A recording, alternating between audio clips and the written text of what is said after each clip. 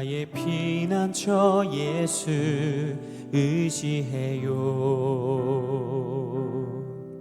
나의 피난처 예수 의지해요. 나의 가는 길에 거센 바람 몰아쳐와도 나의 피난처 예수 의지해요. 나는 영원히 주님 사랑해요. 나는 영원히 주님 사랑해요. 세상 어떤 것도 나의 사랑 끊을 수 없네. 나는 영원히 주님 사랑해요. 아바 아버지 나를 사랑하시니 나의 모든 것 주께 드려요. 아바 아버지 내가 여기 있으니 주님 영광 위하여 써주세요. 나의 피난처 예수 의지해요. 나의 피난처 예수 의지해요. 나의 가는 길에 거센 바람 몰아쳐와도 나의 피난처 예수 의지해요. 나는 영원히 주님 사랑해요. 나는 영원히 주님 사랑해요. 세상 어떤 것도 나의 사랑 끊을 수 없네. 나는 영원히 주님 사랑해요. 아바 아버지 나를 사랑하시니 나의 모든 것 주께 드려요. 아바 아버지 내가 여기 있으니 주님 영광 위하여 써주세요.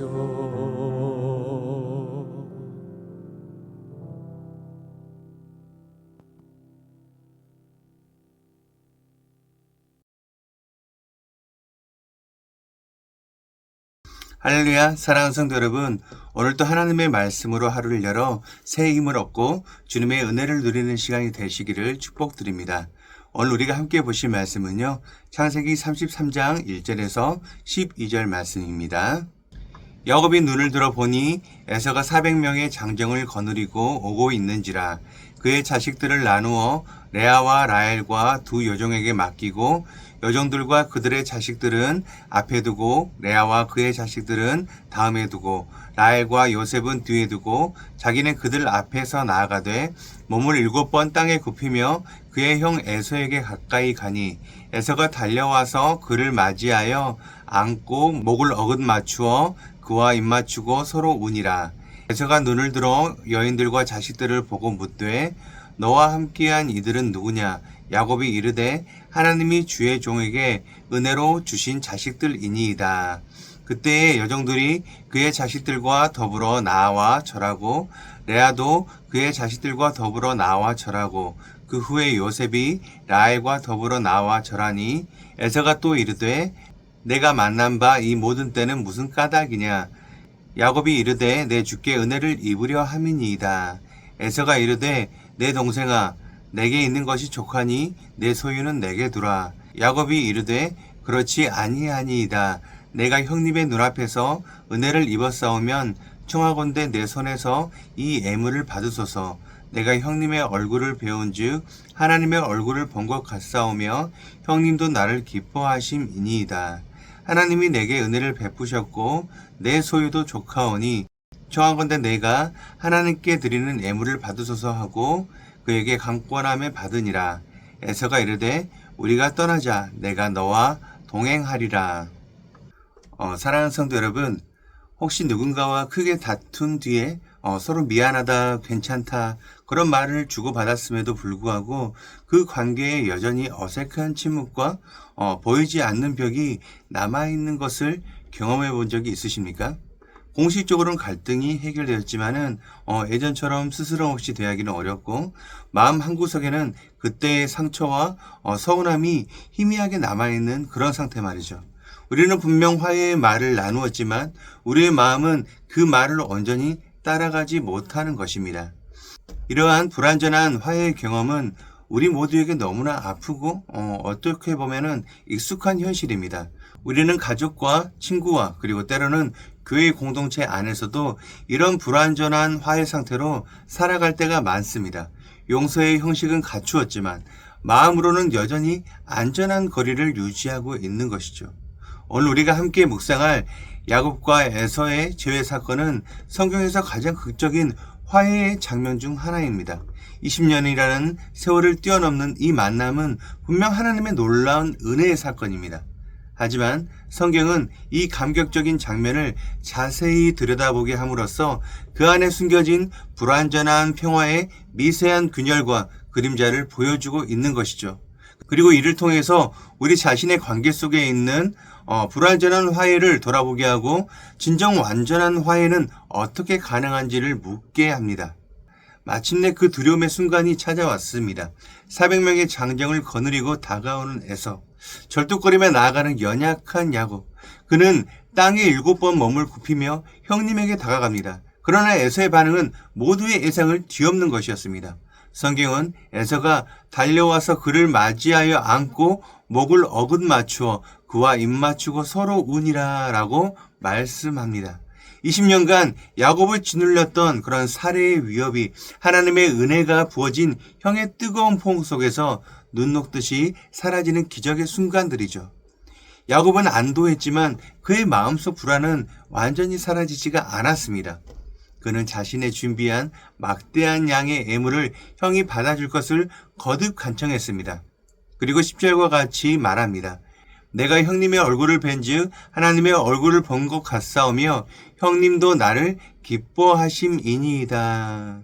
표면적으로는 최고의 찬사이고 감사의 고백이에요. 하지만 이 말의 이면에는 야곱의 깊은 불안이 숨어 있습니다.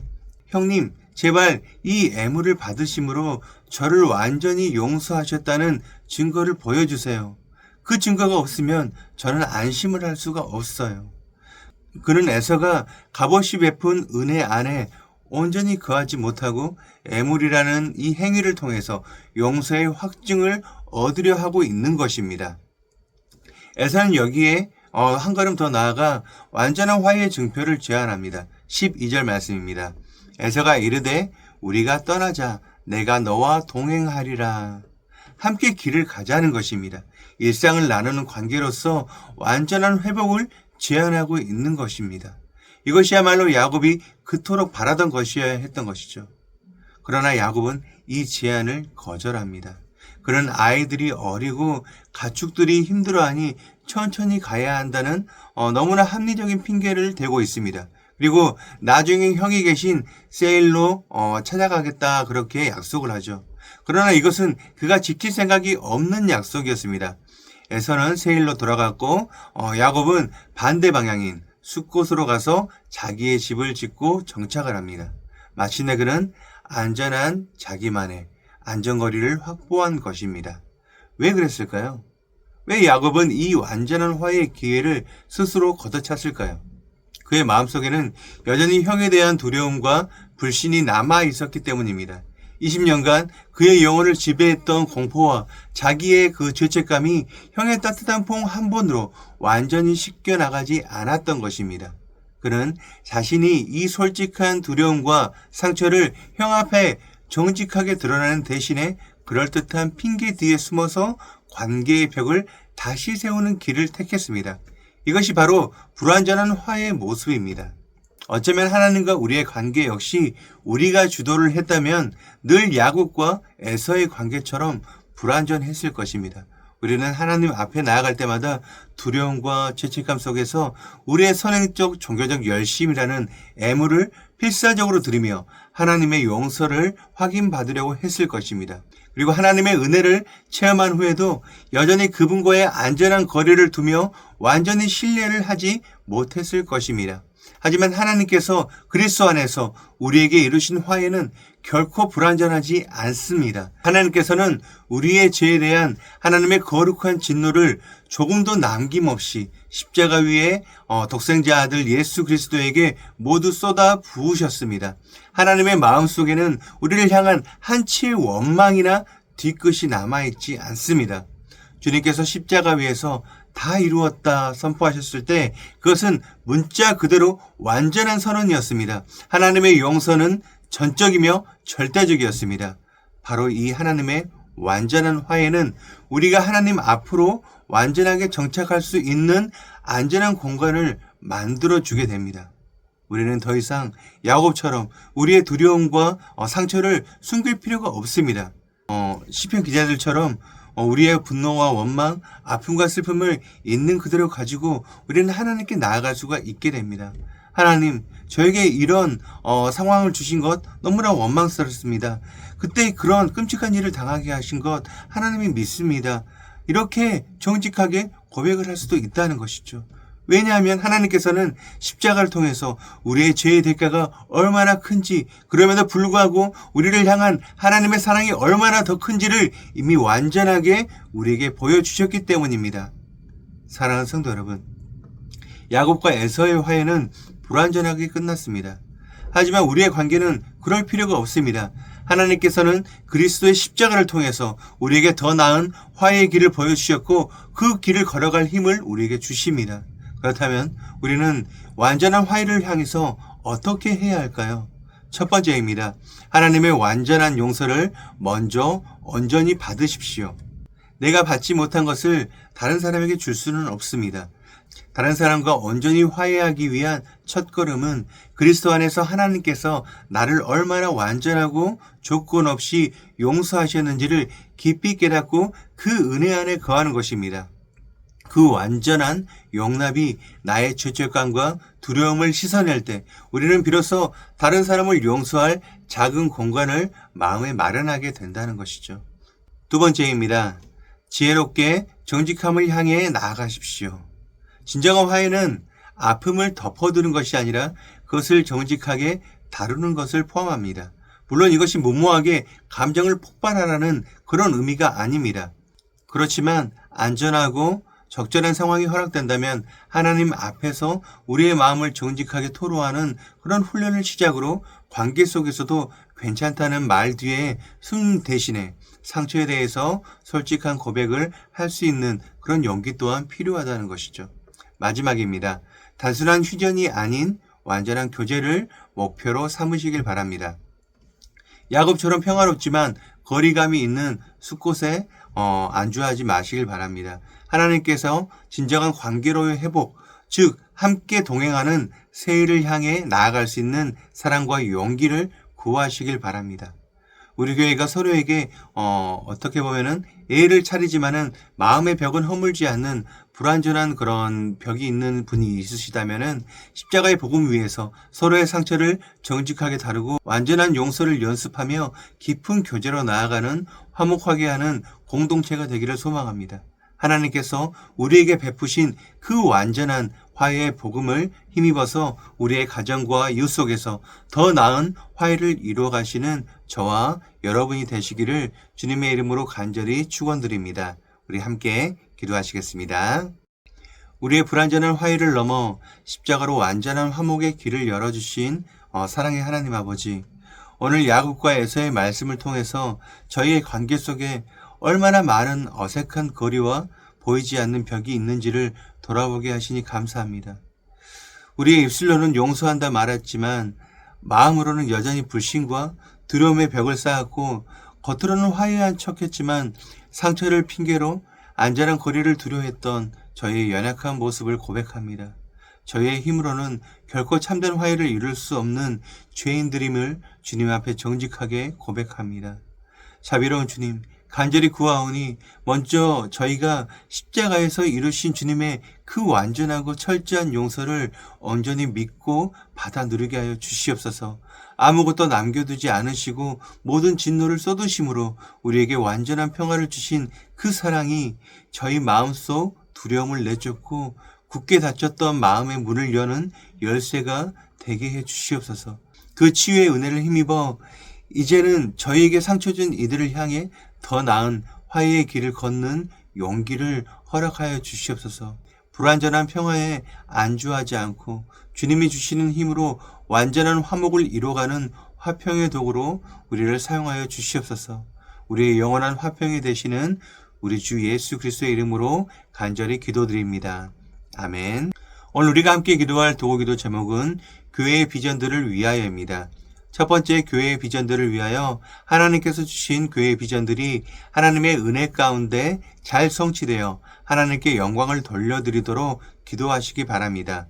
두 번째로, 비전을 품고 이뤄나가는 성도들을 위하여 선한 이웃 우리 교회로 인도하신 하나님의 뜻을 잘 분별하여 그 뜻을 중심으로 비전을 품고 마음과 뜻을 하나로 모으도록 우리를 몸된 교회의 지체로 부르신 것은 각자의 역할과 직임에 따라 동역하도록 하심을 인정하며 나를 통해서 감당하기 원하시는 사역에 집중하며 나가도록 기도하시기 바랍니다. 이어서 육신의 질병으로 고통받고 있는 교회 식구들, 경제적 어려움을 겪는 식구들, 타지와 타국에 있는 식구들, 우리 교회 다음 세대를 위해서 기도하시기 바랍니다. 또한 나라와 민족을 위해서, 한국교회와 세계선교를 위해서 기도하시기 바랍니다. 그리고 이번 주 금요일 22일까지 필리핀 선교센터에서 필리핀 현지인 사역자 세미나가 진행되고 있습니다. 담임 목사님께서 영육간에 강건하게 세미나 사역을 잘 감당하시도록 기도해 주시기 바랍니다. 끝으로 오늘도 주님과 깊이 교제하시는 하루가 되길 소망하며 각자의 기도 제목을 놓고 기도하시겠습니다.